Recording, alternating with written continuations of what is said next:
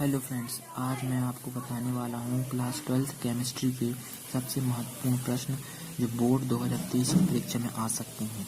तो चलिए बिना किसी देरी की वीडियो को शुरू करते हैं। और हाँ, अगर आपको हमारी वीडियो अच्छी लगती है तो हमारे चैनल एजुकेशनल एरिया को ज़रूर सब्सक्राइब करें और हमारी वीडियो को लाइक और शेयर करें। तो शुरू करते हैं। हमारा पहला प्रश्न है, स्वर्ण संख्या को परिभाषित कीजिए। स्वर्ण संख्या यानी कि गोल्डन नंबर। स्वर्ण संख्या को इंग्लिश में गोल्डन नंबर कहते हैं। तो इसका उत्तर होगा कि मिलीग्राम में रक्सीकोलाइड की वह मात्रा, मिलीग्राम यानी 1 मिलीग्राम में रक्सीकोलाइड की वह मात्रा जो दिए गए स्वर्ण कोलाइडी विलयन के 10 ml में उपस्थित होने पर उसका 1 ml 10% NaCl यानी कि सोडियम क्लोराइड विलयन द्वारा स्कंदन होने से रोकती है, स्वर्ण संख्या यानी गोल्डन नंबर कहलाती है।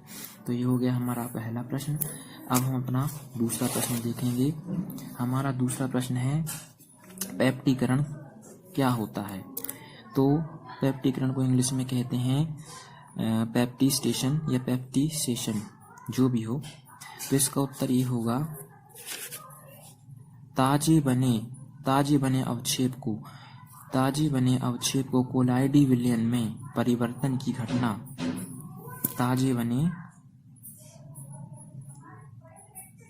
थोड़ा माफी चाहता हूँ, मेरे पास स्टैंड नहीं है तो थोड़ा हिलेगा फोन ऐसा। तो इसका उत्तर होगा कि ताजे बने अवक्षेप को कोलाइडी विलयन में परिवर्तन की घटना पेप्टीकरण कहलाती है। पेप्टीकरण की प्रक्रिया स्कंदन के विपरीत क्रिया होती है। हमारा अगला प्रश्न है,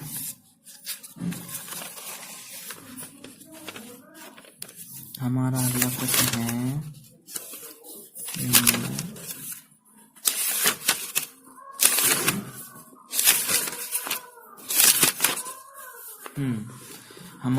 प्रश्न है पीपीएम। अगला प्रश्न है हमारा पीपीएम। तो पीपीएम का फुल फॉर्म है पार्ट्स पर मिलियन। पीपीएम का फुल फॉर्म है पार्ट्स पर मिलियन, ठीक है। तो देखिए, इसको अच्छे से देखते हैं। और जब विलयन में विलेय पदार्थ की मात्रा बहुत कम होती है, तो विलयन के सांद्रण को पीपीएम द्वारा प्रदर्शित करते हैं। प्रति 10 लाख ग्राम विलयन में विलेय पदार्थ के जितने ग्राम घुले होते हैं उसे पीपीएम कहते हैं, यानी पार्ट्स पर मिलियन कहते हैं। फिर से देखते हैं, जब विलयन में विलेय पदार्थ की मात्रा बहुत कम होती है तो विलयन के सांद्रण को पीपीएम द्वारा प्रदर्शित करते हैं। जब विलयन में विलेय पदार्थ की मात्रा बहुत कम होती है तो विलयन के सांद्रण को पीपीएम द्वारा प्रदर्शित करते हैं। प्रति 10 लाख ग्राम विलयन में विलेय पदार्थ के जितने ग्राम घुले होते हैं उसे पीपीएम कहते हैं। उदाहरण के लिए, घटक ए के लिए पीपीएम ऑफ ए यानी पार्ट्स पर million of A is equal घटक ए का द्रव्यमान बटे विलयन का कुल द्रव्यमान गुणे 10⁶, यही होगा इसके लिए। अगला है हमारा हेनरी का नियम क्या है। तो किसी द्रव में विलेयता गैस के दाब के समानुपाती होती है, यही हेनरी का नियम है। ये शॉर्ट में है, इसे आप लिख सकते हैं। अगर आपको याद नहीं होता तो लिख सकते हैं, किसी गैस की द्रव में विलेयता गैस की दाब के समानुपाती होती है। दूसरा है आदर्श तथा अनादर्श विलयन क्या है।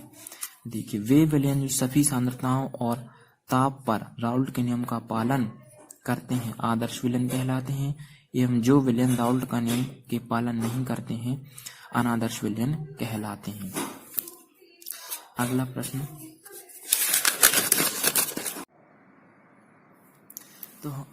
तो हमारा अगला प्रश्न है, या फिर यूँ कहें कि हमारा अगला इम्पोर्टेंट पॉइंट है मोलरता, ठीक है। तो मोलरता किसे कहते हैं आज हम देखेंगे। तो मोलरता वह है कि विलयन के 1 लीटर आयतन में उपस्थित विलेय के मोलों या ग्राम अणुओं की संख्या उस विलयन की मोलरता कहलाती है। विलयन के 1 लीटर आयतन में उपस्थित विलेय के मोलों या ग्राम अणुओं की संख्या उस विलयन की मोलरता कहलाती है। और विलयन की मोलरता ज्ञात करने का एक सूत्र दिया हुआ है जो आपको दिख रहा है कि विलयन की मोलरता M बराबर विलेय के मोलों की संख्या बटे विलयन का आयतन गुणा 1000, ठीक है। तो ये है इसका सूत्र। अगला पॉइंट है मोललता। तो इसका उत्तर है कि किसी विलयन की मोललता प्रति 1000 ग्राम विलायक में घुले विलेय पदार्थ के मोलों की संख्या है। किसी विलयन की मोललता प्रति 1000 ग्राम विलायक में घुले विलेय पदार्थ के मोलों की संख्या है मोललता। तो मोललता का सूत्र होता है कि मोललता बराबर प्रति 1 किलोग्राम गुणा 1000 विलायक में विलेय का द्रव्यमान बटे विलेय का आणविक द्रव्यमान, यानी m बराबर विलेय के मोलों की संख्या बटे विलायक का द्रव्यमान गुणा 1000। ये है मोललता का सूत्र। अब देखते हैं हम नॉर्मलता को। तो नॉर्मलता को इंग्लिश में कहते हैं नॉर्मेलिटी। तो इसको देखेंगे कि किसी विलयन की नॉर्मलता उसके 1 लीटर विलयन में उपस्थित विलेय के ग्राम तुल्यांकों की संख्या है। तो नॉर्मलता क्या है? किसी विलयन की नॉर्मलता उसके 1 लीटर विलयन में उपस्थित विलेय के ग्राम तुल्यांकों की संख्या है। इसे n द्वारा प्रदर्शित करते हैं और इसका सूत्र भी है। इसका सूत्र ये है, नॉर्मलता का सूत्र है नॉर्मलता बराबर नहीं ये सूत्र नहीं होगा, इसका आगे और भी है कि किसी विलयन की नॉर्मलता उसके 1 लीटर विलयन में उपस्थित विलेय के ग्राम तुल्यांकों की संख्या है। इसे n द्वारा प्रदर्शित करते हैं। यदि किसी विलयन के 1 लीटर में विलेय पदार्थ का 1 ग्राम तुल्यांक या तुल्यांकी भार विलेय हो तो विलयन की नॉर्मलता 1n होगी, यानी नॉर्मलता बराबर W × 1000 अपॉन E × V, जहाँ W विलेय का भार, E विलेय का तुल्यांकी भार और V विलयन का आयतन है।